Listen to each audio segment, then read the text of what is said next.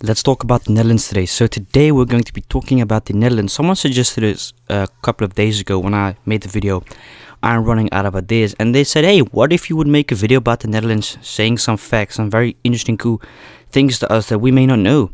So let's talk about the Netherlands today. So I live in the Netherlands. I was born and raised in the Netherlands. I was born and raised in Vlaardingen and eventually moved from Vlaardingen when I was 3, 4 to Rotterdam. And I've been living there since then. I will be moving out of Rotterdam probably soon. This is my chalet is almost done, my little tiny house. But I want to tell you some things about my personal experience being in the Netherlands for 19 years almost. I'm 18, I'm turning 19 next week. God damn it, let's go. Woo! I'm turning old, man. Yeah, I am old. So this is a couple of fun facts. So number one, the Netherlands is one of the few countries in the world actually that allows recreational drugs. We are very open about it. I think we've realized that the amount of tourists that come to Amsterdam and Rotterdam, but mainly Amsterdam. Amsterdam is mainly known for its amazing shops. As you would call it, drugstores, I think in America. We call it a coffee shops, which some people be like, oh, God, that sounds pretty nice. Coffee, who doesn't like it? That's basically a nice way of saying, yo, we got some substances here. If you want to grab them, grab them. Prices vary from strains, I suppose, but I've been in one before. Of course I know what it's like. It's actually pretty interesting. You have to, when you buy entries, you've got to show 9 out of 10 times your ID, especially if you look like a goddamn 10-year-old like I do. You have to obviously show your ID. It's for regulations as well, and just, for safety reasons as well, because you never know, it may come in there. But we're one of the few countries really that actually doesn't see a difference or really get mad about it. You're actually, matter of fact, even allowed to harvest your own plants here. I think up to like 6 or 7. Maybe it's a new law which even does 10. But you can't sell it. It's for own use and you can't sell it, which makes kind of sense. So that's number one. Number two, we love our cheese here. For some reason, God knows why, but we really love cheese in the Netherlands. And I can assure you that, oh my God, the cheese is delicious here. We are one of the biggest countries here as well, including France and etc. when it comes to like exporting cheese to other countries in the EU or even outside the EU.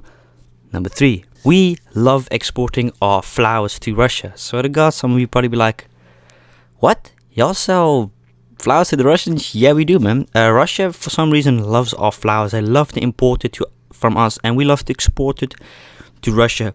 Russia and the Netherlands have a pretty good bond, if I'm not mistaken. Russia sponsors a lot of our events and we sponsor their events, so that's a very interesting fact that you probably didn't know, is Russia loves our flowers. So yeah, that's number three. Number four, we love meat. For some reason the Dutch people, I can't say that anymore, I used to eat meat, I'm vegetarian. We love meat. You'll notice a lot of our meat here is fresh, biological, and with biological I mean it is freshly cut meat. Basically, you've got a lot of butchers here, and that's one thing. If you are going to go to the Netherlands in like not the cities necessarily, but like in the dorpjes, as we would call it, like the before the cities, like the towns, little town stuffs and that. Because in the Netherlands, the funny thing is you've got cities, like massive cities, yet like 3, 5 or 10, 15 minutes away you got a little town of their own people with their own religion often. And you'll often find at those little places, you'll find quite a lot of butchers, and there you can find for not the cheapest price. You gotta realize that these aren't commercial places. You're going to realize that the meat is going to be a little bit more expensive, but I kid you guys not, the quality of the meat is probably going to be better than what you find in the store. That is one thing that I can speak from experience as a person who used to eat meat. I can assure you 100% tell you that the meat that I got from the butcher in the past was definitely 10 times much better than the butcher meat in the jumbo or like the big corporations, because of the fact that they don't really strive for quality, they strive more for sales. What I'm trying to say with that is, you got a good ribeye steak, I don't know what it costs, let's just say a random number pops up, €10 in the jumbo, right, for like a kilo. The butcher there will probably be double the price or even more, because you pay actually quality and you get a large quantity amount as well. The thing is, you'll notice with like these big corporates, they don't really thrive necessarily for quality, they thrive for sales. So you'll see a lot of stuff for cheap, like the meats here, they'll often do like these special things, like 50% off, like a kilogram of chicken, €3-4. That's good, but it's gonna taste like shit, and I can assure you that it won't taste good as if you get it from the butcher.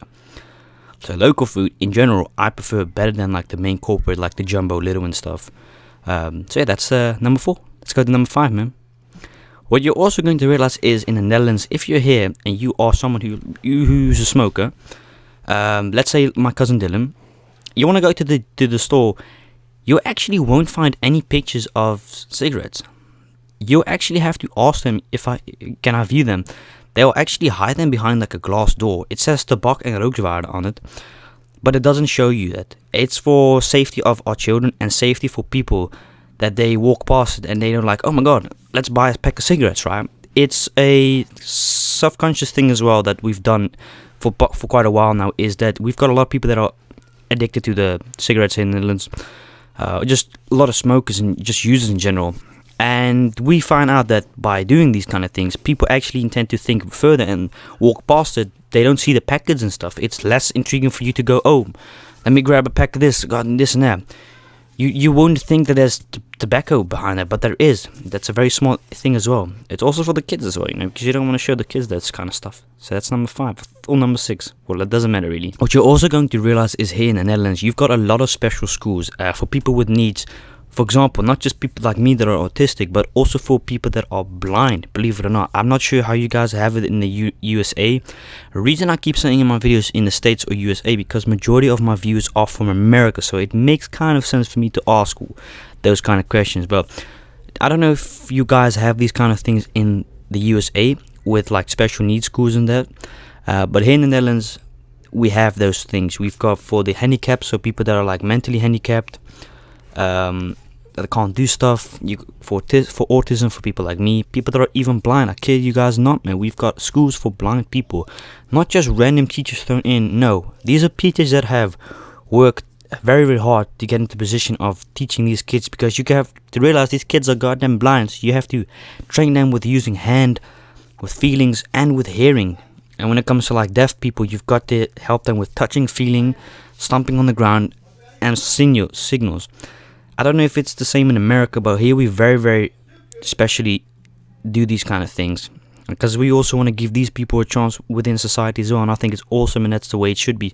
Just unfortunately, not every country has the resources for that, money-wise as well, because it's not the cheapest, but it works to give each other a chance. So my personal experience with the Netherlands have been good and bad. I think we can say this about every country, to be kind of honest. There's always a good and a bad side. The one thing you'll notice in the Netherlands as well is the crime rate is pretty low in general. Like the bigger cities, the crime rate is more higher than in the outer skirts, because of the fact that you got more criminals, organization. And you realize as well, when it comes to like the criminal activities here, you won't really just hear something on the news about someone getting shot. It happens obviously once in a while, but most of these things, 9 out of 10 times, are actually underground world activities. I think you can understand what that means. It's a very rare occasion that someone here gets assassinated and stuff, but it does happen, and it can still happen, obviously. But if that happens, don't be fooled. Not everyone has a goddamn gun on them. Not like in USA, you can have a gun on you with a permanent stuff. Here you can't. Only if you're an officer. But even then, you have to go through these psychological tests, blah blah blah, etc. You have to be tested. You get tested before you can have a gun. I'm not sure how it works as a cop if you're off duty. With that, I mean, I don't know. I think in America, if you aren't working on your shift as a cop, you can have your gun on you concealed as well. But I'm not sure how it works in the Netherlands. I got no clue if it actually like it is the same in the USA.